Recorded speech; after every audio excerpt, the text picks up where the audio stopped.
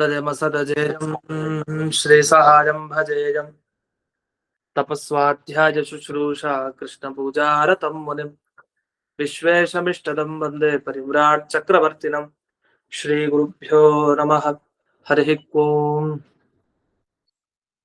श्रियः पत्ते नित्या गणितगुणमाणिक्यविशदप्रभाजालोल्लासोपहत सकलावत्यतमसे जगज्जन्मस्थेमप्रलयरचनाशीलवपुषे नमो शेषां नाजस्मृतिहृदयदीप्ताय हरजे येन प्रादुरभावि भूमिवरजे विस्तारिको सन्ततिः प्राबोधश्रुतिपङ्कजं करुणया प्रकाशितत्वं परं ध्वान्तं ध्वंसमनादिसाधुनिकरश्चाकारि सन्मार्गगः तेन व्यासदिवाकरेण सततं मात्याजि मे मानसं व्याप्तिर्यस्य निजे निजे नमः सा पक्षे सपक्षे स्थितिः व्यावृत्तिश्च विपक्षतोऽथ विषये शक्तिर्न वै बाधिते नैवास्ति प्रतिपक्षयुक्तिरतुलं शुद्धं प्रमाणं समे भूयात् तत्त्वविनिर्णयाय भगवान् आनन्दतीर्थो मुनिः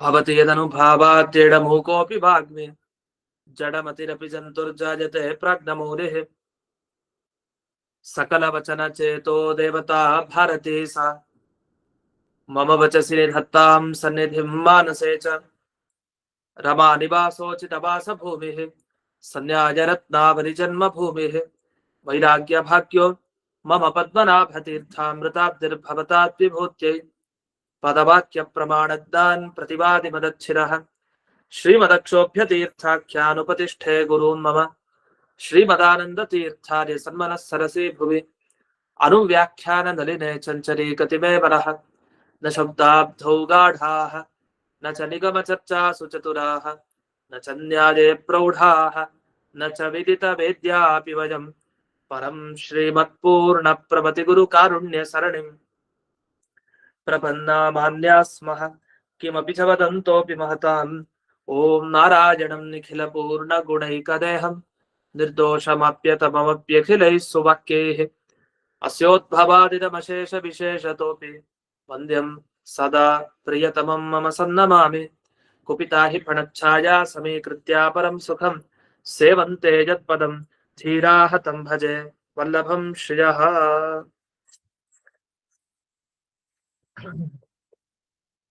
ಇದುವರೆಗೆ ಅನುಮಾನದ ಬಗ್ಗೆ ವಿಷಯ ಬಂತು. ಅದರಲ್ಲಿ ಎರಡನೇ ಪ್ಯಾರಾದಲ್ಲಿ ಅನುಮಾನದ ವಿವರಣೆ. ಯಾ ಅನುಮಾ ಪ್ರಸಿದ್ಧ ಸಾ ಅಸ್ಮಾತ್ ನಿಮಿತ್ತ ಅನುಮೇತಿ ಪ್ರಕೀರ್ತಿತ.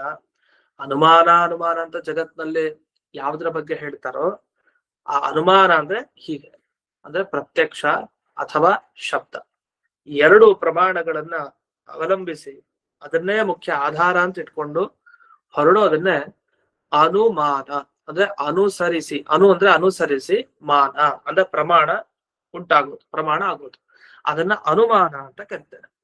ಅದಕ್ಕೆ ಅನುಮಾ ಅಂತ ಶಬ್ದನೂ ಇದೆ, ಅನುಮಾನ ಅಂತೆಲ್ಲ ಇದೆ. ಯದ್ಯಪಿ ಇಲ್ಲೊಂದು ಪ್ರಶ್ನೆ ಮಾಡ್ಕೊಡ್ತಾರೆ, ಇಲ್ಲ ಅನುಮಾನ ಅನ್ನೋ ಶಬ್ದಕ್ಕೆ ಏನರ್ಥ? ಈಗ ಅಂದ್ರೆ ಅನುಸರಿಸೋದು ಅಂತ ಅರ್ಥ. ಯಾವುದನ್ನ ಅನುಸರಿಸೋದು ಅಂತ ಶಬ್ದ ಹೇಳ್ತಾ ಇದೆಯಾ? ಹೇಳಿಲ್ಲ. ನೀವೇನ್ ಕಲ್ಪನೆ ಮಾಡ್ತಾ ಇದೀರಿ? ಅದು ಪ್ರತ್ಯಕ್ಷವನ್ನೋ ಅಥವಾ ಶಬ್ದ ಪ್ರಮಾಣವನ್ನು ಅನುಸರಿಸಿ ಅಂತ ನೀವ್ ಅರ್ಥ ಮಾಡ್ತಾ ಇರೋದು. ಅನ್ನೋದಕ್ಕೆ ಅನುಸರಿಸಿ ಅಷ್ಟೇ ಅರ್ಥ ಅಲ್ವಾ ಅಂದ್ರೆ ಹಾಗಲ್ಲ. ಇದ್ಯಾವುದು ಕೆಲವು ಸಲ ಶಬ್ದಗಳ ಅರ್ಥ ಅಂದಾಗ ಪೂರ್ತಿ ಹೇಳಲಿಕ್ಕಾಗಲ್ಲ, ಅದು ಸ್ವಯಂ ಅರ್ಥ ಆಗ್ತಾ ಇರತ್ತೆ. ಅದನ್ನ ಬಾಯ್ಬಿಟ್ಟೆಲ್ಲ ಹೇಳ್ಬೇಕು ಅಂತಿಲ್ಲ, ತಾನಾಗೆ ಅರ್ಥ ಆಗೋ ವಿಷಯ. ಹಾಗಾಗಿ ಸಾಮರ್ಥ್ಯದಿಂದ ಅಂದ್ರೆ ಅರ್ಥಾತ್ ಅದು ಸಿದ್ಧ, ಅದನ್ನೇ ಬಾಯ್ಬಿಟ್ಟು ಹೇಳ್ಬೇಕಾಗಿಲ್ಲ. ಆದ್ರಿಂದ ಈ ಅನುಸರಿಸಿ ಪ್ರಮಾಣ ಆಗೋದು ಅಂತ ಪ್ರತ್ಯಕ್ಷವನ್ನೇ ಅನುಸರಿಸಿ. ಯಾಕೆ ಪರ್ವತಃ ವನ್ನಿಮಾ ಧೂಮಾತ್ ಅಲ್ಲೆಲ್ಲ ನಾವು ನೋಡಿದೀವಿ. ಎಲ್ಲ ಕಣ್ಣಾರೆ ಕಂಡ ವಸ್ತುಗಳನ್ನೇ ಅವಲಂಬಿಸಿ ಆ ಅನುಮಾನ ಹೊರಟಿರೋದು, ಇದು ಪ್ರಸಿದ್ಧ. ಇನ್ನು ಇಲ್ಲೊಂದು ಪ್ರಶ್ನೆ ಏನ್ ಮಾಡ್ತಾರೆ, ಅಲ್ಲ ನೀವು ಬರೀ ಪ್ರತ್ಯಕ್ಷ ಅನುಮಾನ, ಇದು ಪ್ರತ್ಯಕ್ಷ ಶಬ್ದ ಎರಡನ್ ಮಾತ್ರ ಹೇಳಿದ್ರಿ, ಆದ್ರೆ ಅನುಮಾನವೂ ಕೂಡ ಮೂಲ ಹಾಕ್ಬಹುದಲ್ಲ. ಅಂದ್ರೆ ಪ್ರತ್ಯಕ್ಷ ಶಬ್ದ ಅನುಮಾನ ಈ ಮೂರನ್ನು ಅವಲಂಬಿಸಿಕೊಂಡು ಅನುಮಾನ ಇರುತ್ತೆ ಅಂತ ಹೇಳ್ಬೋದಲ್ವಾ? ಅದು ಏನೇ ಆದ್ರೂ ಕೊನೆಗೆ ಪ್ರತ್ಯಕ್ಷಕ್ಕೆ ಬರ್ಬೇಕು ಅಥವಾ ಶಬ್ದಕ್ಕೆ ಬರ್ಬೇಕು. ಅದೆಲ್ಲ ಹಿಂದೆ ಸಂಧ್ಯಾಧಿಕರಣದಲ್ಲಿ ಇದರ ಬಗ್ಗೆ ವಿಚಾರ ಬಂದಿದೆ ಅಂತ ಅದನ್ನು ನೆನಪು ಮಾಡಿಕೊಡ್ತಾ ಇದ್ದಾರೆ. ಪ್ರತ್ಯಕ್ಷಾದಿ ಮೂಲೇವ ಇತಿ ಉಕ್ತಂ ಪ್ರಾಕ್ ಮೊದಲೇ ಹೇಳಾಗೋಗಿದೆ ವಿಷಯದ ಬಗ್ಗೆ, ಅದನ್ನ ಸದ್ಯಾಧಿಕರಣದಲ್ಲಿ ನೋಡ್ಕೊಬೇಕು ಮತ್ತೆ ನಾವು. ಅದರಿಂದ ಅನುಮಾನಕ್ಕೆ ಅನುಮಾನವೇ ಮೂಲ ಆಗ್ಬಹುದು, ಏನ್ ತಪ್ಪಿಲ್ಲ. ಆದ್ರಿಂದ ಈ ರೀತಿಯಲ್ಲಿ ಪ್ರತ್ಯಕ್ಷ ಅನುಮಾನ ಆಯ್ತು. ಇನ್ನು ಆಗಮದ ಬಗ್ಗೆ ತಿಳಿಸ್ಲಿಕ್ಕೆ ಹೋಗ್ತಾರೆ. ಆಗಮದ ಬಗ್ಗೆ ಏನ್ ವ್ಯಾಖ್ಯಾನ ಅಂದ್ರೆ, ಆಗಮ ಅಂತಿದೆ. ಆಗಮ ಅಂದ್ರೆ ಆ ಸಮಂತಾತ್ ಗಮಯತಿ ಧರ್ಮಾಧರ್ಮವು ಪರಂಪದಂ. ಯಾವುದು ನಮಗೆ ಆ ಚೆನ್ನಾಗಿ ಗಮ ತಿಳಿಸಪ್ತೋ ಅದನ್ನ ಆಗಮ ಅಂತ ಕರೀತಾರೆ. ಅಂದ್ರೆ ಒಂದ್ ವಿಷಯದ ಬಗ್ಗೆ ಹೇಳ್ಬೇಕು ಅಂದ್ರೆ ಪೂರ್ತಿ ಹೇಳ್ಬೇಕು, ಅರ್ಧಂಬರ್ಧ ಅಲ್ಲ. ಪ್ರಕೃತ ಆಗಮ ಅಂದ್ರೆ ವೇದರಾಶಿಗಳೆಲ್ಲ ಹೇಗೆ ಒಂದ್ ವಿಷಯ ತಗೊಂಡ್ರೆ ಅದ್ರ ಬಗ್ಗೆ ಎಲ್ಲಾ ವಿಷಯ ಇರುತ್ತೆ, ಅದ್ರ ಬಗ್ಗೆ ಏನೇನ್ ಡೀಟೇಲ್ಸ್ ಬೇಕು ಎಲ್ಲ ವಿಸ್ತಾರವಾಗಿ ಅದ್ರ ಬಗ್ಗೆ ತಿಳಿಸಿರ್ತಾರೆ. ಅದಕ್ಕೆ ಅದನ್ನ ಆಗಮ ಅಂತ ಕರೀತಾರೆ. ಆ ಅಂದ್ರೆ ಸಮಂತ ಅಂದ್ರೆ ಸಂಪೂರ್ಣವಾಗಿ ಅಥವಾ ಚೆನ್ನಾಗಿ, ಗಮ ಅಂದ್ರೆ ತಿಳಿಸೋದು ಅಂತ ಅರ್ಥ. ಯಾವ್ದ್ರ ಬಗ್ಗೆ ತಿಳಿಸೋದು? ಧರ್ಮ ಧರ್ಮವು, ಧರ್ಮ ಅಧರ್ಮಗಳ ಬಗ್ಗೆ ಅಥವಾ ಇನ್ಯಾವುದೋ ಅತೀಂದ್ರಿಯವಾದ ವಸ್ತುವಿನ ಬಗ್ಗೆ ತಿಳಿಸುತ್ತೆ. ಹಾಗಾಗಿ ಅದನ್ನ ಆಗಮ ಅಂತ ಕರೀತಾರೆ. ಆದ್ರಿಂದಲೇ ನಮ್ಮ ತಲೆಯಲ್ಲಿ ಏನಿರ್ಬೇಕು ಅಂತಂದ್ರೆ, ಆಗಮ ಅಂತ ಎಲ್ಲದಕ್ಕೂ ಬಳಸೋದಲ್ಲ. ಯಾವ್ದೋ ಒಂದು ಗ್ರಂಥ, ಲೌಕಿಕ ಗ್ರಂಥ ಆಗಮ ಅನ್ಬಿಡೋದಲ್ಲ. ಯಾವುದು ನಮಗೆ ಅತೀಂದ್ರಿಯ ವಸ್ತುಗಳ ಬಗ್ಗೆ ಪ್ರಮಾಣ ಸಹಿತವಾಗಿ ಯಾವುದೇ ಆಕ್ಷೇಪಗಳು ಬರದೇ ಇರೋ ಹಾಗೆ ನಮಗೆ ತಿಳಿಸ್ಕೊಡುತ್ತೋ ಅದೆಲ್ಲ ಆಗಮ ಗ್ರಂಥ, ಅದು ಪವಿತ್ರ ಗ್ರಂಥ, ಅದಕ್ಕೆ ಆಗಮ ಅಂತ ಕರೀತಾರೆ. ಇಷ್ಟು ಈ ಪ್ರತಿ ಅಕ್ಷ, ಅನುಮಾನ, ಆಗಮ ಅವುಗಳಿಗೆ ಅರ್ಥ. ಅದ್ ಹೇಳ್ಬೇಕಾದ್ರೆ ನಮಗೆ ಗೊತ್ತಾಗ್ಬಿಡುತ್ತೆ. ಪ್ರತಿ ಅಕ್ಷ ಅಂದ್ರೆ ಗೊತ್ತಾಯ್ತು, ಪ್ರತ್ಯಕ್ಷ ಅಂದ್ರೆ ಇದು. ಅನುಮಾನ, ಅನುಮಾನ ಗೊತ್ತಾಯ್ತು. ಆಗಮ ಗೊತ್ತಾಯ್ತು. ಹೀಗೆ ಆಚಾರ್ಯರು ಆ ಶಬ್ದಗಳಿಗೆ ಸುಂದರವಾಗಿ ಅರ್ಥವನ್ನ ಈ ಅನುವ್ಯಾಖ್ಯಾನದಲ್ಲಿ ತಿಳಿಸಿದ್ದಾರೆ. ಹೀಗೆ ಯಾವುದು ಧರ್ಮ ಅಧರ್ಮ ಮೋಕ್ಷ, ಪರಂಪದಂ ಅಂದ್ರೆ ಮೋಕ್ಷ ಅಂತ ಅರ್ಥ, ಉತ್ತಮವಾದ ಸ್ಥಾನ. ಮೋಕ್ಷದ ಬಗ್ಗೆ, ಧರ್ಮದ ಬಗ್ಗೆ, ಅಧರ್ಮದ ಬಗ್ಗೆ ಯಾವುದೇ ಪ್ರಮಾಣಕ್ಕೂ ಗೋಚರ ಅಲ್ಲ ಇವು ಯಾವುದು. ಪ್ರತ್ಯಕ್ಷದಿಂದ ಧರ್ಮದ ಬಗ್ಗೆ ತಿಳ್ಕೊಳ್ಳಿಕ್ಕಾಗತ್ತ? ಧರ್ಮ ಅಂದ್ರೆ ಪುಣ್ಯ. ಪುಣ್ಯವನ್ನ ಯಾರು ಕಣ್ಣಾರೆ ನೋಡಿದ್ದಾರೆ? ಪಾಪವನ್ನ ಯಾರು ಕಣ್ಣಾರೆ ನೋಡಿದ್ದಾರೆ? ನೋಡಿದಾರಲ್ಲ ಪಾಪ ಕರ್ಮ, ಅದು ಪಾಪ ಕರ್ಮ ನೋಡಿದ್ದಾರೆ, ಆದ್ರೆ ಪಾಪ ನೋಡ್ಲಿಲ್ಲ. ಪುಣ್ಯ ಕರ್ಮ ನೋಡ್ತಾರೆ, ಪುಣ್ಯದ ಕೆಲಸ ಮಾಡ್ತಾ ಇದಾರೆ ಅಂದ್ರೆ ಪುಣ್ಯ ತಂದುಕೊಡೋ ಕೆಲಸ, ಆ ಕೆಲಸ ನೋಡ್ಬಹುದು, ಪುಣ್ಯ ನೋಡ್ಲಿಕ್ ಬರಲ್ಲ. ಹಾಗೆ ಪಾಪ ತಂದುಕೊಡೋ ಕರ್ಮ ನೋಡ್ಬಹುದು, ಅವ್ರು ಮಾಡ್ತಾ ಇರೋದು ಇವ್ರು ಕೆಟ್ಟ ಕರ್ಮ ಮಾಡ್ತಾ ಇದಾರೆ, ಆದ್ರೆ ಪಾಪವನ್ನ ನೋಡ್ಲಿಕ್ ಬರಲ್ಲ, ಅದು ಅತೀಂದ್ರಿಯ ವಸ್ತು. ಇನ್ನು ಮೋಕ್ಷಕ್ ಬೇಕಾದ ಸಾಧನೆ ಮಾಡ್ಕೊಂತಾ ಇದಾರೆ ಇವರು, ಆದ್ರೆ ಮೋಕ್ಷ ನೋಡ್ಲಿಕ್ ಬರಲ್ಲ ನಮ್ಗೆ. ಈ ತರ ಯಾವುದು ನಮ್ಮ ಇಂದ್ರಿಯಗಳಿಗೆ ಗೋಚರ ಆಗದೇನೆ ಕೇವಲ ಈ ಶಬ್ದ ರಾಶಿಯಿಂದ ತಿಳಿಯುತ್ತೋ ಅಂತಹ ಶಬ್ದ ರಾಶಿಗೆ ಆಗಮ ಅಂತ ಕರೀತಾರೆ. ಅದನ್ನೇ ಇಲ್ಲಿ ಹೆಚ್ಚಾಪಿ ಅತೀಂದ್ರಿಯಂ ತ್ವನ್ಯತ ತೇನ ಅಸೌ ಆಗಮ ಸ್ಮೃತ, ಆ ಕಾರಣದಿಂದ ಇದಕ್ಕೆ ಆಗಮ ಅಂತ ಕರೀತಾರೆ. ಇಷ್ಟು ಇದರ ಭಾವ. ಇದು ಇಲ್ಲಿ ಒಂದು ವಿಚಾರ. ಅಂದ್ರೆ ಸಮಂತಾತ್ ಅಂದ್ರೆ ಪರಿಪೂರ್ಣವಾಗಿ ಸುತ್ತಲೂ ಅಂತ ಒಂದು ಅರ್ಥ ಇದೆ. ಅದರ ಜೊತೆಗೆ ಸಮ್ಯಕ್ ಅಂದ್ರೆ ಚೆನ್ನಾಗಿ ತಿಳಿಸೋದು ಅಂತಾನು ತಗೊಳ್ಬೇಕಂತೆ. ಅದರಲ್ಲಿ ಸಮ್ಯಕ್ ಚ ಇತ್ಯಪಿ ಗ್ರಾಹ್ಯಂ ಅಂತ ಹೇಳಿದ್ದಾರೆ. ಇನ್ನು ಇಲ್ಲಿ ಬರುವಂತಹ ವ್ಯಾಕರಣ ವಿಚಾರಗಳು ಕೆಲವಿದೆ, ಅದಕ್ಕೆ ಒಟ್ಟಿಗೆ ಆ ವ್ಯಾಕರಣದ ವಿಚಾರವನ್ನ ನೋಡೋಣ. ಮೊದಲಿಗೆ ಇದೊಂದು ವಿಷಯ ಇದೆ ಇಲ್ಲಿ ಕೊನೆಯದಾಗಿ. ಯದ್ಯಪಿ ಒಂದೇ ನಿಮಿಷ,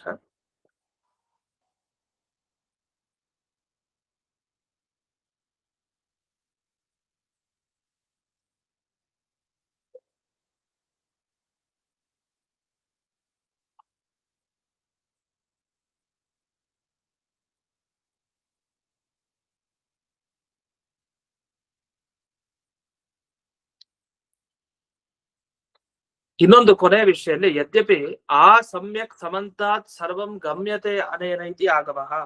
ವಸ್ತುತಃ ಆಗಮ ಅನ್ನೋ ಶಬ್ದಕ್ಕೆ ಏನರ್ಥ? ಯಾವುದು ನಮಗೆ ಚೆನ್ನಾಗಿ ತಿಳಿಸ್ಕೊಡುತ್ತೋ ಅದನ್ನ ಆಗಮ ಅಂತ ಅಷ್ಟೇ ಕರಿಬೇಕು. ಅದು ನೀವೇನಂತ ಅರ್ಥ ಮಾಡ್ತಾ ಇದ್ದೀರಿ? ಯಾವುದು ಪುಣ್ಯ ಪಾಪ ಅಥವಾ ಧರ್ಮ ಅಂದ್ರೆ ಧರ್ಮ ಕಾರ್ಯ ಧರ್ಮ ಕಾರ್ಯ ಅತೀಂದ್ರಿಯ ವಸ್ತುಗಳು ಇವುದರೆಲ್ಲ ಬಗ್ಗೆ ತಿಳಿಸ್ಕೊಡೋದೇನಿದೆ ಅದನ್ನ ಆಗಮ ಅಂತ ಕರಿತೀವಿ. ಆದ್ರೆ ಈ ರೀತಿ ಎಲ್ಲಿದೆ? ಈ ತರ ಎಲ್ಲೂ ಕೂಡ ಇಲ್ವಲ್ಲ ಅಂತ ಪ್ರಶ್ನೆ. ಅದಕ್ಕೆ ಇಲ್ಲಿ ಹೇಳ್ತಾರೆ, ಅದು ಹಾಗಲ್ಲ. ಒಂದು ಶಬ್ದಕ್ಕೆ ಅರ್ಥ ಹೇಳ್ಬೇಕಾದ್ರೆ ಪರಿಪೂರ್ಣ ಅರ್ಥ ಜೊತೆಗೆ ಸೇರಿಸ್ಕೊಂಡೇ ಅರ್ಥ ಗೊತ್ತಾಗ್ಬೇಕು. ಈಗ ಒಬ್ಬ ಸೈಂಧವ ಮಾನೆಯ ಅಂತ ಹೇಳಿದ, ಸೈಂಧವ ತಗೊಂಬ ಅಂತ. ಸೈಂಧವ ಅಂದ್ರೆ ಏನು ಒಂದು ಗೊಂದಲ ಆಗೋಯ್ತು. ಸೈಂಧವ ಅನ್ನೋದಕ್ಕೆ ಬೇಕಾದಷ್ಟು ಅರ್ಥ ಇದೆ, ಏನ್ ತಗೊಂಡ್ಬರ್ಬೇಕು? ಅವನು ಕೂತಿದ್ದ, ಊಟಕ್ಕೆ ಕೂತಿದ್ದ. ಸೈಂಧವ ಮಾರಯ್ಯ ಅಂತ ಒಂದ್ 3 ಸಲ ಕೂಗ್ಕೊಂಡ. ಸೈಂಧವ ಲವಣ, ಉಪ್ಪನ್ ತಗೊಂಡ್ಬರ್ಬೇಕು ಅಂತ ಅರ್ಥ ಆಯ್ತು. ಅದೇ ಇನ್ನೊಬ್ಬನಿಗೆ ಯುದ್ಧ ಮಾಡ್ಲಿಕ್ಕೆ ಹೋಗ್ತಾ ಇದ್ದಾನೆ. ಸೈಂಧವ ಮಾರಯ್ಯ, ಬೇಗ ಸೈಂಧವ ತಂದು ಕೊಡು ಅಂತ. ಉಪ್ಪು ತಗೊಂಡೋಗ್ ಕೊಟ್ರೆ ಆ ಉಪ್ಪನ್ನು ಅವನ ಮೇಲೆ ಎಸಿತಾನಷ್ಟೇ. ಯಾಕೆ? ಸೈಂಧವ ಅಂದ್ರೆ ಕುದುರೆ ಬೇಕಾಗಿದೆ ಅವನಿಗೆ, ಬೇಗ ಓಡಿಸ್ಕೊಂಡು ಹೋಗ್ಲಿಕ್ಕೆ. ಆದ್ರಿಂದ ಸೈಂಧವ ಅನ್ನೋ ಒಂದೇ ಶಬ್ದಕ್ಕೆ 2 ಅರ್ಥ ಇದೆ. ಅದೇ ತರಹ ಇಲ್ಲಿ ಅನುಮಾನ ಅಂತಂದ್ರೆ ಅನುಸರಿಸಿಕೊಂಡು ಪ್ರಮಾಣದ ಯಾವ್ದ್ಯಾವ್ದೋ ತಗೊಳ್ಳೋದ, ಪ್ರತ್ಯಕ್ಷ, ಶಬ್ದ, ಇವುಗಳನ್ನ ಅನುಸರಿಸಿಕೊಂಡು ಆಗೋದನ್ನೇ ಪ್ರಮಾಣ ಅಂತ ಇಲ್ಲಿ ತಗೊಳ್ಬೇಕು. ಅಷ್ಟೇ ಅಲ್ದೇನೆ ಆಗಮ ಅಂದ್ರೆ ಯಾವುದು ಚೆನ್ನಾಗಿ ಪರಿಪೂರ್ಣವಾಗಿ ತಿಳಿಸುತ್ತೋ ಅದನ್ನ ಆಗಮ ಅಂತ ಕರೆಯೋದಿದ್ರೆ ಎಲ್ಲವನ್ನೂ ಆಗಮ ಅಂತ ಕರಿಬಹುದು. ಆದ್ರೆ ಹಾಗಲ್ಲ. ವಿಶೇಷವಾಗಿ ನಮಗೆ ಪ್ರತ್ಯಕ್ಷದಿಂದ ಕಾಣದೇ ಇರೋ ವಸ್ತು, ಮತ್ತೆ ಪ್ರತ್ಯಕ್ಷದ ತಿಳಿದೇ ಇರೋ ವಸ್ತು, ಅನುಮಾನದಿಂದ ತಿಳಿದೇ ಇರೋ ವಸ್ತುವಿನ ಬಗ್ಗೆ ಯಾವುದು ತಿಳಿಸುತ್ತೋ ಅದು ನಿಜವಾಗಿ ಚೆನ್ನಾಗಿ ತಿಳಿಸ್ಕೊಳೋದು. ಯಾಕೆಂದ್ರೆ ಈಗ ನಮ್ ಕಣ್ಮುಂದೆ ಕಾಣಿಸೋ ವಸ್ತು ಬೇಕಾದಷ್ಟಿದೆ. ಇದನ್ನೇ ವೇದ ಹೇಳಿದ್ರೆ, ನೋಡಿ ನಿನ್ಗೊಂದ್ ಮನೆ ಇದೆ, ನಿಮ್ ಮನೇಲಿ ಇಷ್ಟೆಲ್ಲ ವಸ್ತು ಇದೆ, ನೀನ್ ಇದನ್ನ ನೋಡ್ಲಿಕ್ಕಾಗತ್ತೆ, ನಮಗ್ ಗೊತ್ತಿರೋ ವಿಷಯವನ್ನೇ ಹೇಳಿದ್ರೆ ಅದ್ ವೇದ ಆದ್ರೂ ವ್ಯರ್ಥನೆ. ಅದನ್ನ ವೇದ ಆಗಮ ಅದ ಅಂಥ ವಿಷಯವನ್ನ ಹೇಳಲ್ಲ. ಅದನ್ನ ಪ್ರತ್ಯಕ್ಷ ಅನುಮಾನ ಅವಗತೆ ಅರ್ಥೇ ತಸ್ಯ ವೈಯರ್ಥ್ಯ. ಯಾವುದು ಪ್ರತ್ಯಕ್ಷದಿಂದ ಅನುಮಾನದಿಂದ ನಮಗೆ ಮೊದಲೇ ಗೊತ್ತಿದೆಯೋ ಅಂಥ ವಿಷಯವನ್ನೇ ಅದು ಚೆನ್ನಾಗಿ ತಿಳಿಸಿದ್ರು ಅದನ್ನ ಆಗಮ ಅಂತ ಕರೆಯೋ ಹಾಗಿಲ್ಲ. ಹೀಗೆ ವೈಯರ್ಥ್ಯಾತ್ ಅತೀಂದ್ರಿಯಮಪಿ ಇತ್ಯುಕ್ತ. ಹಾಗಾಗಿಯೇ ಅತೀಂದ್ರಿಯವಾದ ವಸ್ತುಗಳನ್ನ ಯಾವುದು ತಿಳಿಸ್ಕೊಡುತ್ತೋ ಅದನ್ನೇ ಆಗಮ ಅಂತ ಕರಿಬೇಕು. ಇಷ್ಟು ಈ ಪ್ರತ್ಯಕ್ಷ ಅನುಮಾನ ಇದು ಪ್ರತ್ಯಕ್ಷ ಅನುಮಾನ ಆಗಮದ ವಿಚಾರ ಆಯ್ತು. ಇನ್ನು ವ್ಯಾಕರಣದ ವಿಚಾರಕ್ಕೆ ಬರೋಣ. ಈ ಪ್ಯಾರದಲ್ಲಿ ಬಂದ ವ್ಯಾಕರಣ ವಿಚಾರ ಏನು? ಈಗ ಪ್ರತ್ಯಕ್ಷ ಅಂತ ಒಂದು ಶಬ್ದ ಬಂತು. ಅದಕ್ಕೇನಂತ ಅರ್ಥ ಮಾಡಿದ್ದು? ಪ್ರತಿಸ್ಥಿತಂ ಅಕ್ಷಂ ಪ್ರತ್ಯಕ್ಷಂ ಅಂತ ಅರ್ಥ ಮಾಡಿದೆ. ಅಲ್ಲೂ ಕೂಡ ಹೀಗೆ ಪ್ರತಿಸ್ಥಿತಂ ಅಕ್ಷಂ ಅಂದ್ರೆ ಒಂದನ್ನು ಕುರಿತು ಇರುವ ಇಂದ್ರಿಯ ಪ್ರತ್ಯಕ್ಷ. ಯಾವುದನ್ನು ಕುರಿತು? ವಸ್ತುಗಳನ್ನ ಕುರಿತು ಅಂತ ಅರ್ಥ. ಇಂದ್ರಿಯದ ಮುಖಾಂತರ ವಸ್ತುವಿನ ಸಂಪರ್ಕ ಆಗುತ್ತೆ. ಹಾಗಾಗಿ ಪ್ರತಿಸ್ಥಿತಂ ಅಕ್ಷಂ ಪ್ರತ್ಯಕ್ಷಂ ಅಂತ ಹೀಗ್ ಬಿಡಿಸೋ. ಆದ್ರೆ ಕೆಲವರು ಏನ್ ಮಾಡಿದ್ದಾರೆ ಇಲ್ಲಿ ಆಕ್ಷೇಪ ಅಂದ್ರೆ, ಅನೇನ ಪ್ರಾದಿಸಮಾಸೋಜಂ ನ ಅವ್ಯಯೀಭಾವ ಇತಿ ಸೂಚಿತಂ ಅಂತ ಬರ್ತಾರೆ. ಅಭಿಪ್ರಾಯ ಇಷ್ಟು. ಈಗ ವಿಷಯಾನ್ ಪ್ರತಿಷ್ಠಿತಂ ಅಕ್ಷಂ ಪ್ರತ್ಯಕ್ಷಂ ಅಂತ ಹೇಳಿದ್ದಾರೆ. ಇದಕ್ಕೇನ್ ಅರ್ಥ ಮಾಡಿದ್ರು? ವಿಷಯಗಳನ್ನ ಕುರಿತು ಇರುವಂತಹ ಇಂದ್ರಿಯ, ಅದಕ್ಕೆ ಪ್ರತ್ಯಕ್ಷ ಅಂತ. ಇದು ಪ್ರಾದಿ ಸಮಾಸ ಹೊರತು ಅವ್ಯಯೀಭಾವ ಅಲ್ಲ ಅಂತ ಹೇಳಿದಾಗಾಯ್ತು ಅಂತ. ಇದಕ್ಕೇನ್ ವಿವರಣೆ ಕೊಡ್ಬೇಕು ಅಂದ್ರೆ ನೋಡಿ, ಈಗ ಪ್ರಾದಿ ಸಮಾಸ ಅಂದ್ರೆ ಏನು? ಈ ಸಮಾಸ ಅಂದ್ರೆ ಸಾಧಾರಣವಾಗಿ ಇಷ್ಟು ಗೊತ್ತಿರ್ಬೇಕು. ಸಮಾಸ ಅಂದ್ರೇನು? 2-3 ಪದ ಇದ್ದದ್ದನ್ನ ಒಂದೇ ಪದ ಮಾಡೋದು, ಚಿಕ್ಕದಾಗಿ ಆ ಪದ ಮಾಡ್ಕೊಡೋದು, ಇದನ್ನ ಸಮಾಸ ಅಂತ ಕರೀತಾರೆ. ಅನೇಕ ಪದಾನ ಏಕ ಪದೀಭವನಂ ಸಮಾಸ. ಸಮಾಸ ಅಂದ್ರೆ ಚಿಕ್ಕದಾಗಿ, ಸಮಸನಂ ಸಮಾಸ. ವ್ಯಾಸ ಅಂದ್ರೆ ವಿಸ್ತಾರ, ಅದಕ್ಕೆ ವೇದ ವ್ಯಾಸರು ಅಂತ ಹೇಳ್ತೀವಿ. ವ್ಯಾಸ ಅಂದ್ರೆ ವಿಸ್ತಾರ, ವೇದ ವಿಭಾಗ ಮಾಡಿದ್ರು. ಸಮಾಸ ಅಂದ್ರೆ ಚಿಕ್ಕದಾಗಿ ಮಾಡೋರ್ಗೆ ಸಮಾಸ ಮಾಡಿದವರು. ಹಾಗೆ ಸಮಾಸ ವ್ಯಾಸ. ಸಮಾಸ ಅಂದ್ರೆ ಅನೇಕ ಪದಾನಾಂ ಏಕಪದೀಭವನಂ, ಅನೇಕ ಪದಗಳು ಒಂದ್ ಪದ ಆಗೋದೇ ಸಮಾಸ. ಇಷ್ಟು ಗೊತ್ತಿರ್ಬೇಕು. ಆ ಸಮಾಸದಲ್ಲಿ ತುಂಬಾ ಪ್ರಭೇದಗಳಿರುತ್ತೆ, ವ್ಯತ್ಯಾಸಗಳಿರುತ್ತೆ. ಅದರಲ್ಲಿ ಪ್ರಾದಿ ಸಮಾಸ ಅಂತ ಒಂದು ಸಮಾಸ. ಪ್ರಾದಿ ಸಮಾಸ ಅಂದ್ರೆ ಏನರ್ಥ? ಪ್ರ ಆದಿ ಸಮಾಸ ಅಂದ್ರೆ ಪ್ರ ಅಥವಾ ಆಚಾರ್ಯ ಅಂತ ಹೇಳ್ತೀವಲ್ಲ, ಆ ಅನ್ನೋದು ಉಪಸರ್ಗ ಅಂತ ಅನಿಸ್ಕೊಡುತ್ತೆ. ಅಂದ್ರೆ ಈ ಕ್ರಿಯೆಯನ್ನ ಹೇಳಲಿಕ್ಕೆ, ಕ್ರಿಯಾಪದ ಅಂತ ನಮ್ಗೆ ಅನ್ಸತ್ತಲ್ಲ, ಕ್ರಿಯೆಯನ್ನ ಹೇಳಲಿಕ್ಕೆ ಇರೋ ಶಬ್ದ ಜೊತೆಗೇ ಇರುತ್ತೆ ಒಂದು. ಉದಾಹರಣೆಗೆ ಪ್ರಾಚಾರ್ಯರು, ಆಚಾರ್ಯರು ಅಂತೆಲ್ಲ ಹೇಳ್ತಾ ಇರ್ತೀವಿ. ಆಚಾರ್ಯರು ಅಂದ್ರೆ ಏನರ್ಥ? ಆಚಾರ್ಯರು ಅಂತಂದ್ರೇನು? ಪಾಠ ಮಾಡೋರು ಆಚಾರ್ಯರು ಅಂತ ಸಾಮಾನ್ಯ ಗೊತ್ತಿರುತ್ತೆ. ಪ್ರಾಚಾರ್ಯರು ಅಂದ್ರೆ ಯಾರರ್ಥ? ಪ್ರಾಚಾರ್ಯ ಅಂದ್ರೆ ಪ್ರಾಂಶುಪಾಲರು, ಪ್ರಿನ್ಸಿಪಲ್ ಅಂತ ಹೇಳ್ತಾರೆ. ಪ್ರಿನ್ಸಿಪಾಲ್ ಯಾರಿರ್ತಾರೆ ಅವ್ರನ್ನ ಪ್ರಾಚಾರ್ಯರು ಅಂತ ಕರೀತಾರೆ. ಯಾಕದು? ಏನ್ ವ್ಯತ್ಯಾಸ? ಆಚಾರ್ಯರಿಗೂ ಪ್ರಾಚಾರ್ಯರಿಗೂ ಏನ್ ವ್ಯತ್ಯಾಸ? ಸದಾ ಏನ್ ವ್ಯತ್ಯಾಸ ಇಲ್ಲ. ಅವ್ರ ಆ ಪದವಿಯಲ್ಲಿ ಇರ್ತಾರೆ, ಇವ್ರ ಪದವಿಯಲ್ಲಿ ಇರಲ್ಲ ಅಷ್ಟೇ. ಪದವಿ ನಿಮಿತ್ತ ವ್ಯತ್ಯಾಸ ಇದೆ. ಪ್ರಾಚಾರ್ಯ ಆಚಾರ್ಯ, ಅಲ್ಲಿ ಆಚಾರ್ಯ ಪ್ರ ಅಂತ ಸೇರಿದೆ, ಆಚಾರ್ಯ ಆ ಅನ್ನೋದು ಸೇರಿದೆ. ವಸ್ತುತಃ ಪ್ರಾಚಾರ್ಯ ಅನ್ನೋ ಶಬ್ದಕ್ಕೆ ಅರ್ಥ ಪ್ರಗತಃ ಆಚಾರ್ಯ ಪ್ರಾಚಾರ್ಯ. ಈಗ ತಾನೇ ಪ್ರಗತಃ ಹೊರಟೋರು ಅಂತ ಅರ್ಥ.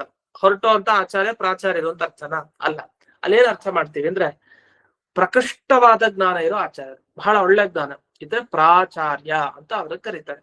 ವಸ್ತುತಃ ಮಿಕ್ಕಿದ ಆಚಾರ್ಯಗಳಿಗೂ ಒಳ್ಳೆ ಜ್ಞಾನನೇ ಇರುತ್ತೆ, ಆದ್ರೆ ಅವರ ಪದವಿ ಇಲ್ಲ, ಆದ್ರಿಂದ ಪ್ರಾಚಾರ್ಯ ಅಂತ ಕರೆದಿರಲ್ಲ ಅಷ್ಟೇ. ಹಾಗಾದ್ರೆ ಏನಾಯ್ತು? ಈ ಕಾಲದಲ್ಲಿ ಪ್ರಾಚಾರ್ಯ ಅನ್ನೋ ಶಬ್ದ ಅದು ರೂಢ ಆಗ್ಬಿಟ್ಟಿದೆ. ಅಂದ್ರೆ ಚೆನ್ನಾಗಿ ತಿಳ್ಕೊಂಡಿರೋ ಆಚಾರ್ಯರಲ್ಲೇ ಪ್ರಾಚಾರ್ಯ ಅಂತ ಬಳಸ್ಬೇಕು ಅಂತ ಈಗ ಹೋಗ್ಬಿಟ್ಟಿದೆ. ಆ ತರ ಏನಿಲ್ಲ. ಯಾರು ಆ ಸೀಟ್ ನಲ್ಲಿ ಕೂತ್ಕೊಳ್ತಾರೋ ಅವರಿಗೆ ಪ್ರಾಚಾರ್ಯ ಅಂತ ಕರೀತಾರೆ. ಅವ್ರಿಗೆ ಗೊತ್ತಿರತ್ತೋ ಬೀಳತ್ತೋ ಅವ್ರಿಗೆ ವಿದ್ಯೆ ಇರತ್ತೋ ಅದೆಲ್ಲ ಬೇರೆ ವಿಷಯ. ಆದ್ರೆ ಆ ಸ್ಥಾನದಲ್ಲಿ ಕೂತವ್ರಿಗೆ ಪ್ರಾಚಾರ್ಯ. ಹಾಗೆ ಪ್ರಾಂಶುಪಾಲ, ಅದಕ್ಕೂ ಅಷ್ಟೇ. ಪ್ರಾಂಶುಪಾಲ ಅಂತ ವಸ್ತುತಃ ಒಳ್ಳೆ ಶಬ್ದ ಅದು. ಆ ಶಬ್ದವನ್ನು ಬಳಸ್ಬೇಕು ಅಂತಂದ್ರೆ ಆ ಅರ್ಥ ಸಾರ್ಥಕ ಆಗ್ಬೇಕು. ಆದ್ರೆ ಅರ್ಥ ಸಾರ್ಥಕ ಆಗಲ್ಲ, ಯಾಕಂದ್ರೆ ಅವರಲ್ಲಿ ಇರೋದೇ ಇಲ್ಲ ಆತರ ಗುಣ. ಹೀಗೆ ಪ್ರಾಂಶುಪಾಲ, ಪ್ರಾಚಾರ್ಯ ಈ ತರ ಎಲ್ಲ ಶಬ್ದಗಳನ್ನ ಬಳಸ್ಬೇಕು ಅಂತಂದ್ರೆ ಅಲ್ಲಿ ಒಳ್ಳೆಯ ಅರ್ಥ ಅಲ್ಲಿ ತೋರ್ತಾ ಇರ್ಬೇಕು. ಈಗ ಆಗಮ ಅಂತ ಅಲ್ಲಿ ಬಂತು ಉದಾಹರಣೆಗೆ, ಆಚಾರ್ಯ ಅನ್ನೋ ತರ ಆಗಮ. ಆ ಅನ್ನೋದು ಹಾಗೆ ಚೆನ್ನಾಗಿ ಅನ್ನೋ ಅರ್ಥವನ್ನ ತಿಳಿಸುತ್ತೆ, ಪ್ರ ಅನ್ನೋದು ಚೆನ್ನಾಗಿ ಅನ್ನೋ ಅರ್ಥವನ್ನ ತಿಳಿಸುತ್ತೆ. ಈ ರೀತಿ ಕ್ರಮ ಇದೆ. ಇದು ಪ್ರಾದಿ ಸಮಾಸ ಅಂತ ತಿಳಿಬೇಕು. ಅಂದ್ರೆ ಹೇಗೆ ಪ್ರಾಚಾರ್ಯರು ಅಂತೆಲ್ಲ ಶಬ್ದಗಳಿವೆ, ಅದೇ ತರಹ ಈ ಶಬ್ದನೂ ಕೂಡ ಇದೆ. ಯಾವುದು? ಪ್ರತಿಷ್ಠಿತಂ ಅಕ್ಷಂ ಪ್ರತ್ಯಕ್ಷಂ. ನೋಡಿ ಇಲ್ಲಿ ಪ್ರಗತಃ ಆಚಾರ್ಯ ಪ್ರಾಚಾರ್ಯ, ಇಲ್ಲಿ ಪ್ರತಿಷ್ಠಿತಂ ಅಕ್ಷಂ ಪ್ರತ್ಯಕ್ಷಂ ಅಂದ್ರೆ ಏನ್ ಬಂತು ವ್ಯತ್ಯಾಸ? 3 ಶಬ್ದ ಇದೆ. ಪ್ರಗತಃ ಆಚಾರ್ಯ. ಪ್ರ ಅಂದ್ರೆ ಚೆನ್ನಾಗಿ, ಗತಃ ಅಂದ್ರೆ ತಿಳ್ಕೊಂಡಿರುವಂತಹ ಆಚಾರ್ಯರು, ಅವರಿಗೆ ಪ್ರಾಚಾರ್ಯರು. ಏನಾಯ್ತು ಮಿಸ್ಸು? ಒಂದು ಶಬ್ದ ಮಧ್ಯಕ್ಕೆ ಇದೆಯಲ್ಲ, ಅದು ಹೊರಟೋಯ್ತು. ಪ್ರಗತಃ ಆಚಾರ್ಯ ಅನ್ನಲ್ಲಿ ಗತ ಅಂತ ಹೇಳ್ತಾ ಇದ್ದೆ. ಆ ಗತ ಶಬ್ದವನ್ನ ತೆಗೆದು ಸೇರಿಸಿದ್ರೆ ಪ್ರಾಚಾರ್ಯ ಅಂತ ಶಬ್ದ ಆಗುತ್ತೆ. ಅದೇ ತರಹ ಇಲ್ಲಿ ಪ್ರತಿಷ್ಠಿತಂ ಅಕ್ಷಂ ಅಂತ ಇದೆ. ಪ್ರತಿಷ್ಠಿತಂ ಅಕ್ಷಂ ಅಂದ್ರೆ ವಿಷಯಗಳನ್ನ ಕುರಿತು ಇರುವ ಇಂದ್ರಿಯ. ಪ್ರತಿ ಅಂದ್ರೆ ಕುರಿತು, ಸ್ಥಿತ ಅಂದ್ರೆ ಇರುವ, ಅಕ್ಷ ಅಂದ್ರೆ ಇಂದ್ರಿಯ. ಇಷ್ಟು. ಆದ್ರೆ ಸೇರಿಸ್ತಾ ಕೊನೆಗೆ ಏನಾಯ್ತು? ಆ ಮಧ್ಯದಲ್ಲಿ ಒಂದು ಶಬ್ದ ಇತ್ತಲ್ಲ, ಸ್ಥಿತ ಅನ್ನೋ ಶಬ್ದ, ಅದನ್ನ ಹೊರಗೆ ಹಾಕ್ಬಿಡ್ತೀವಿ. ಹಾಗೇನಾಯ್ತು? ಪ್ರತಿಷ್ಠಿತ ಅಕ್ಷ. ವಸ್ತುತಃ ಹೇಗೆ ಹೇಳ್ಬೇಕು? ಪ್ರತಿಷ್ಠಿತ ಅಕ್ಷ ಅಂತ ಹೇಳ್ಬೇಕು. ಆದ್ರೆ ಹಾಗೆ ಹೇಳಲ್ಲ, ಪ್ರತ್ಯಕ್ಷ ಅಂತ ಹೇಳ್ಬಿಡ್ತೀವಿ. ಹಾಗಾದ್ರೆ ಪ್ರಾದಿ ಸಮಾಸ ಅಂತ ಹೇಳ್ಬೇಕಿದನ್ನ ಅಂತ. ಇವ್ರ ಆ ಸಮಾಸದಲ್ಲಿ ಒಂದು ವಿಚಾರ, ವ್ಯಾಕರಣದ ಒಂದು ವಿಮರ್ಶೆ, ಇದರಲ್ಲಿ ಸೇರಿಸ್ಬೇಕಾಗೆ ಪ್ರಗತಃ ಆಚಾರ್ಯ ಅನ್ನೋ ತರ ಪ್ರತಿಷ್ಠಿತಂ ಅಕ್ಷಂ ಅನ್ನೋದು ಒಂದೇ ತರ. ನ ಅವ್ಯಜಿ ಭಾವ. ವಸ್ತುತಃ ಇನ್ನೊಂದು ಸಮಾಸ ಇದೆ, ಅದನ್ನ ಹೇಳ್ಬಾರ್ದಂತೆ. ಯಾಕೆಂದ್ರೆ ಆ ರೀತಿ ಹೇಳಿದ್ರೆ ಈ ಕೆಲವು ಕಡೆ ಎಲ್ಲ ನಾವು ಸಂಸ್ಕೃತದಲ್ಲಿ ಪ್ರತ್ಯಕ್ಷಸ್ಯ ಅಂತ ಶಬ್ದವನ್ನು ಬಳಸ್ತೀವಿ. ಹಾಗೆ ಬಳಸ್ಬಾರ್ದು ವಸ್ತುತಃ. ಏನಾದ್ರೂ ಹೀಗೆ ಆಚಾರ್ಯರು ತಿಳಿಸಿದ ರೀತಿಯಲ್ಲಿ ನಾವು ತಗೊಳ್ತಾ ಇದ್ರೆ ಇದಕ್ಕೇನು ಉತ್ತರನೇ ಇಲ್ಲ. ಅದನ್ನ ಇದು ಬಹಳ ಚೆನ್ನಾಗಿ ಹೇಳಿದ್ದಾರೆ. ಒಳ್ಳೆ ವ್ಯಾಕರಣದ ವಿಚಾರ ವಸ್ತುತಃ. ಏನು ಪ್ರತ್ಯಕ್ಷಸ್ಯ ಅಂತೆಲ್ಲ ಬೇರೆ ಕಡೆ ಎಲ್ಲ ಬಳಸ್ತೀವಿ, ಹಾಗೆ ಬಳಸೋ ಹಾಗೆಲ್ಲ. ಯಾಕೆಂದ್ರೆ ಪ್ರತ್ಯಕ್ಷ ಅಂದ್ರೆ ಕಣ್ಣನ್ನ ಮೀರಿ ಇರಬಾರ್ದು. ಕಣ್ಣು ತಾನು ವಸ್ತುವನ್ನ ಮೀರಿ ಗ್ರಹಣ ಮಾಡೋದಲ್ಲ. ವಸ್ತು ಹೇಗಿದೆಯೋ ಹಾಗೆ ಗ್ರಹಣ ಮಾಡಿದ್ರೆ ಅದು ಪ್ರತ್ಯಕ್ಷ ಅಂತ ಹೀಗೆ ಅರ್ಥ ಮಾಡಿ ಅಲ್ಲಿ ಬೇರೆ ಸಮಾಸ ಅಂತ ಹೇಳಿದ್ರೆ ಆಗ ಪ್ರತ್ಯಕ್ಷಸ್ಯ ಅಂತೆಲ್ಲ ಶಬ್ದವನ್ನು ಬಳಸೋ ಹಾಗಿಲ್ಲ. ಅಲ್ಲೆಲ್ಲ ಪ್ರತ್ಯಕ್ಷಂ ಅಂತ ಇಷ್ಟ ಆಗೋದು. ಅಂದ್ರೆ ಪ್ರತ್ಯಕ್ಷಸ್ಯ ಅಂತೆಲ್ಲ ಕಡೆ ಬಳಸ್ತೀವಿ ಅಂದ್ರೆ ಆಚಾರ್ಯರು ಹೇಳಿದ ಪ್ರಕಾರ ವಿಷಯಾನ್ ಪ್ರತಿಷ್ಠಿತಂ ಯಕ್ಷಂ ಪ್ರತ್ಯಕ್ಷಂ ಮಿತಿ ಗೀಯತೆ ಅಂತ ಅಲ್ಲಿ ಏನ್ ಮೊದಲನೇ ಸಾಲಿನಲ್ಲಿ ಪ್ರತಿಷ್ಠಿತಂ ಅಕ್ಷಂ ಅಂತ ಆಚಾರ್ಯರು ತಿಳಿಸಿದ್ದಾರೆ, ಹಾಗೆ ತಗೊಳ್ಬೇಕು ಅಂತ. ಇದು ಒಂದು ವಿಷಯ. ಇನ್ನು ಆಗಮಃ ಅಂತ ಒಂದು ವಿಷಯ ಬಂತು. ಅದಕ್ಕೇನರ್ಥ? ಅಲ್ಲಿ ಆಸಮಂತಾತ್ ಗಮಯತಿ. ಗಮಯತಿ ಅಂದ್ರೆ ವಸ್ತುತಃ ತಿಳ್ಕೊಳ್ಳೋದಕ್ಕೆ ಸಾಧನ ಯಾವುದು ಅದನ್ನ ಹೇಳ್ತಾರೆ. ಆಸಮಂತಾತ್ ಗಮಯತಿ. ಇಲ್ಲೇನ್ ಮಾಡಿದ್ದಾರೆ? ಗಮಯತಿ ಅನ್ನೋದ್ರಿಂದ ಸ್ವಯಂ ತಾನೇ ತಿಳಿಸೋದು ಅಂತ ಹೇಳ್ಬಿಟ್ಟಿದೆ. ಈಗ ನಮಗೆ ಜ್ಞಾನವನ್ನ ತಂದುಕೊಡ್ಲಿಕ್ಕೆ ಸಾಧನ ಯಾವುದು? ಶಬ್ದ. ಈಗ ನಾವು ಇಬ್ರು ಸುಮ್ನೆ ಕೂತಿದ್ರು, ಅವನು ಮಾತಾಡಲ್ಲ, ಗುರು ಶಿಷ್ಯನು ಮಾತಾಡ್ಲಿಲ್ಲ. ಗುರೋಸ್ತು ಮೌನಂ ವ್ಯಾಖ್ಯಾನಂ ಶಿಷ್ಯಾಸ್ತು ಚಿನ್ನ ಸಂಶಯ ಅಂತ ಒಂದು ಮಾತು ಇದೆ, ತಮಾಷೆ ಮಾತಿದೆ. ಅವ್ರೇನಂದ್ರೆ ಶಿಷ್ಯ ಪ್ರಶ್ನೆ ಮಾಡ್ತಾ ಇದ್ದ ಜಾಸ್ತಿ. ಸರಿ, ಪ್ರಶ್ನೆ ಮಾಡ್ತಾ ಇದ್ದಾಗ ಸಂಶಯಗಳನ್ನು ವ್ಯಕ್ತಪಡಿಸ್ತಾ ಇದ್ದ ಗುರು ಏನ್ ಮಾಡ್ದ? ಏನ್ ಉತ್ತರ ಕೊಡ್ಲಿಕ್ಕೆ ಆಗಲ್ಲ. ಸರಿ, ಗುರುವಸ್ತು ಮೌನಂ ವ್ಯಾಖ್ಯಾನಂ ಶಿಷ್ಯಾಸ್ತು ಚಿನ್ನ ಸಂಶಯ. ಅವನು ಸುಮ್ನೆ ಮೌನವಾಗಿ ಕೂತ. ಪ್ರಶ್ನೆಗಳು ಜಾಸ್ತಿ ಇದ್ವು, ಸಂಶಯಗಳು ಜಾಸ್ತಿ ಇತ್ತು. ಆಗೇನ್ ಅನ್ಕೊಳ್ತಾನೆ? ಗುರುವಿಗೆ ಏನೋ ಬರೋದೇ ಇಲ್ಲ ಅಂತ ಅನ್ಕೊಳ್ತಾರೆ ಶಿಷ್ಯರೆಲ್ಲ. ಅವಾಗ ಗುರು ಯೋಚನೆ ಮಾಡಿದ್ದಂತೆ, ಅಲ್ಲ ಇವ್ರು ನಾನ್ ಮಾತಾಡಿದ್ರೆ ತಾನೇ ಈಗ ಅನ್ಕೊಳ್ಳೋದು. ಯಾಕಂದ್ರೆ ಮಾತಾಡಿದಾಗ ಪ್ರಶ್ನೆ ಕೇಳ್ತಾರೆ, ಸಂಶಯಗಳನ್ನ ಕೇಳ್ತಾರೆ. ಅದ್ ಕೇಳ್ದಾಗ ಉತ್ತರ ಹೇಳಲಿಕ್ಕೆ ಆಗದೆ ಇದ್ರೆ ಮೌನ ಆಗ್ಬಿಟ್ರೆ ಆಗ ಅವಮಾನ ಆಗುತ್ತೆ. ಅವಾಗ ಶಿಷ್ಯರಿಗೆ ಗೊತ್ತಾಗ್ಬಿಡುತ್ತೆ. ಅದಕ್ಕೇನ್ ಮಾಡೋದು? ಗುರೋಸ್ತು ಮೌನಂ ವ್ಯಾಖ್ಯಾನಂ. ಅವ್ನ್ ಮಾಡೋದು ಮೌನ ವ್ಯಾಖ್ಯಾನ ಅಂತೆ. ಅಂತ ಹಾಗೆ ಅಷ್ಟೇ, ಏನ್ ಶಬ್ದನೇ ಹೊರಗ್ ಬರಲ್ಲ. ಶಿಷ್ಯರಿಗೆ ಸಂಶಯನೂ ಬರಲ್ವಂತೆ. ಯಾಕೆ? ಅವ್ರು ಸಂಶಯ ಹುಟ್ಟಬೇಕು ಅಂದ್ರೆ ಇವ್ನ ಮಾತು ಕೇಳಿ ಅರ್ಥ ಆಗ್ಬೇಕು ತಾನೆ. ಅರ್ಥ ಆಗದೆ ಇರೋ ತರನೇ ಮಾತಾಡ್ಬಿಟ್ರೆ ಅಥವಾ ಮೌನವಾಗಿ ಹಾಗಾಗಿ ಅರ್ಥ ಹೇಳ್ಬಿಟ್ರೆ ಮುಗಿತಲ್ಲ, ಸಂಶಯ ಬರ್ಲಿಕ್ಕೆ ಅವಕಾಶ ಇಲ್ಲ. ಹಾಗಾಗಿ ಒಂದಾ ಪಾಠ ಮಾಡ್ಬೇಕಾದ್ರೆ ಅರ್ಥ ಆಗದೆ ಇರೋ ತರ ಪಾಠ ಮಾಡಿದ್ರೆ ಅನುಕೂಲ ಜಾಸ್ತಿ, ಯಾಕೆ ಪ್ರಶ್ನೆನೇ ಬರಲ್ಲ. ಇಲ್ಲ ಮೌನ ವ್ಯಾಖ್ಯಾನ ಮಾಡಿದ್ರೆ ಜಾಸ್ತಿ ಏನಿಲ್ಲ, ಕೇಳಿದಾಗಲ ಸ್ಪಷ್ಟವಗ್ರೇ ಭವಿಷ್ಯತೆ, ಮುಂದ್ ಸ್ಪಷ್ಟ ಆಗುತ್ತೆ. ಹೀಗೆ ಹೇಳ್ತಾ ಹೋದ್ರೆ ಶಿಷ್ಯರಿಗೆ ಸ್ವಯಂ ಸಂಶಯಗಳೆಲ್ಲ ಹೋಗತ್ತಂತೆ. ಆತರ ಇಲ್ಲಿ ಯಾವುದೇ ಒಂದು ಶಾಸ್ತ್ರ ನಾವ್ ಹೇಗ್ ಬಳಸ್ಕೊಳ್ತೀವಿ ಅಂದ್ರೆ ಆ ಶಾಸ್ತ್ರ ನಮಗೆ ಸಾಧನ ಆಗಿರುತ್ತೆ. ಈಗ ನಮ್ಮ ಇಂದ್ರಿಯ ಕಣ್ಣಿದೆ, ಕಣ್ಣು ಕೂಡ ನಮಗೆ ಸಾಧನ. ಹೇಗ್ ಸಾಧನ? ಕಣ್ಣು ಮುಚ್ಕೊಂಡಿದ್ರೆ ನಮಗ್ ಜ್ಞಾನ ಬರಲ್ಲ, ಕಣ್ಣಿನ ಮುಖಾಂತರ ನಮಗ್ ಜ್ಞಾನ ಬರುತ್ತೆ. ಹಾಗಾದ್ರೆ ಕಣ್ಣು ಒಂದು ಸಾಧನ, ನಮಗೆ ಒಂದು ಕಾರಣ. ಅದೇ ರೀತಿಯಲ್ಲಿ ಇಲ್ಲೂ ಶಾಸ್ತ್ರಗಳು, ಈಗ ಸುಧಾ ಆಗ್ಬೋದು, ಯಾವ್ದೇ ಭಾಗವತ ಆಗ್ಬೋದು, ಇದೆಲ್ಲ ಏನು ಜ್ಞಾನ ಸಾಧನ ಅಂತ ಕರಿತೀವಿ. ಇದೆಲ್ಲ ನಮಗೆ ಬೇಕಾದ ಜ್ಞಾನಕ್ಕೆ ಸಾಧನಗಳು, ಕಾರಣಗಳು ಅಂತ ಅರ್ಥ. ಆದ್ರೆ ಕಾರಣ ಅನ್ನೋ ಅರ್ಥದಲ್ಲಿ ಬಳಸಲಿಲ್ಲ. ಅದೇ ಜ್ಞಾನ ತಂದು ಕೊಡುತ್ತೆ ಅಂತ ಹೇಳಿದ್ದಾರೆ. ಅದು ಜ್ಞಾನ ತಂದು ಕೊಡೋದಾ? ವಸ್ತುತಃ ಜ್ಞಾನ ತಂದು ಕೊಡಲ್ಲ. ಜ್ಞಾನ ಬರ್ಲಿಕ್ಕೆ ಅದು ಸಾಧನ ಅಷ್ಟೇ. ಜ್ಞಾನ ನಿಜವಾಗಿ ಬರೋದು ಯಾರಿಗೆ? ಅದು ವ್ಯಕ್ತಿಗೆ. ಆ ಕರ್ತೃ ಯಾರು ತಿಳ್ಕೊಳ್ತಾನೆ ಆ ಶಾಸ್ತ್ರದಿಂದ ಅವನು ಪಡ್ಕೊಳ್ಳೋದು ಜ್ಞಾನವನ್ನ. ಆ ವಸ್ತುವನ್ನ ತಿಳಿಯೋದು, ಆ ವಸ್ತುವನ್ನ ಪಡ್ಕೊಳ್ಳೋದು ಅವನು. ಹಾಗಾದ್ರೆ ಈ ಶಾಸ್ತ್ರಕ್ಕೆ ಹೇಗೆ ಹೇಳಿದ್ರಿ ಅಂದ್ರೆ ಅದು ಹಾಗೆ ಉಪಚಾರ ಪ್ರಯೋಗ ಅಂತ ಹೇಳ್ತಾರೆ ಶಾಸ್ತ್ರದಲ್ಲಿ. ಹೇಗೆ ಅಂದ್ರೆ ಮಂಚಗಳೆಲ್ಲ ಅಳ್ತಾ ಇದೆ ಅಂತ. ಮಂಚಗಳು ಯಾಕೆ ಅಳುತ್ತೆ? ಮಂಚದ ಮೇಲೆ ಮಲಗಿಸಿರೋ ಮಕ್ಕಳು, ಚಿಕ್ಕ ಮಗು ಏನಿದೆ ಅದು ಅಳ್ತಾ ಇದೆ ಅಂತ ಅರ್ಥ. ಆತರ ಎಷ್ಟೋ ಸರಿ ಶಬ್ದವನ್ನ ನೇರವಾದ ಅರ್ಥದಲ್ಲಿ ಬಳಸ್ತೇನೆ, ಇದೊಂದು ಅರ್ಥದಲ್ಲಿ ಬಳಸೋದಿದೆ. ಆ ರೀತಿಯಲ್ಲಿ ಇಲ್ಲಿ ತಿಳ್ಕೊಳ್ಬೇಕು ಅಂತ. ಇಷ್ಟು ಈ ಪ್ರಕಟಕದ ಒಟ್ಟು ಸಾರ. ಇನ್ನು ಕೆಲವು ವಿಷಯಗಳಿದೆ ಇದರಲ್ಲಿ, ಅದನ್ನ ಮತ್ತೆ ನಾಳೆ ದಿವಸ ನೋಡೋಣ ಅಂತ ಹೇಳ್ತಾ ಇಂದಿನ ಪಾಠವನ್ನ ಸ್ಮತ್ ಗುರುವಂತರ್ಗತ ವ್ಯಾಸತೀರ್ಥ ಗುರುವಂತರ್ಗತ ಭಾರತೀರ್ಮಣ ಮುಖ್ಯ ಪ್ರಾಣಾಂತರ್ಗತ ಶ್ರೀಮನ್ಮೂಲ ಗೋಪಾಲಕೃಷ್ಣನಿಗೆ ಅರ್ಪಣೆಯನ್ನು ಮಾಡ್ತೇನೆ. ಶ್ರೀಕೃಷ್ಣಾರ್ಪಣ. ನಮಸ್ಕಾರ ಗುರುಗಳು. ಇವತ್ತು ಬಹಳ ಓಪನ್ ಆಗ್ಲಿಲ್ಲ, ಬಹಳ ಲೇಟ್ ಆಗಿ ಆಯ್ತು ಓಪನ್ ನಮ್ಗೆಲ್ಲ. ಹೌದಾ? ಹಾಗಿದ್ದಾಗ ನಮ್ ತಂದೆನ ಕಾಂಟ್ಯಾಕ್ಟ್ ಮಾಡಿ ಒಂದ್ಸರಿ. ಆಯ್ತು.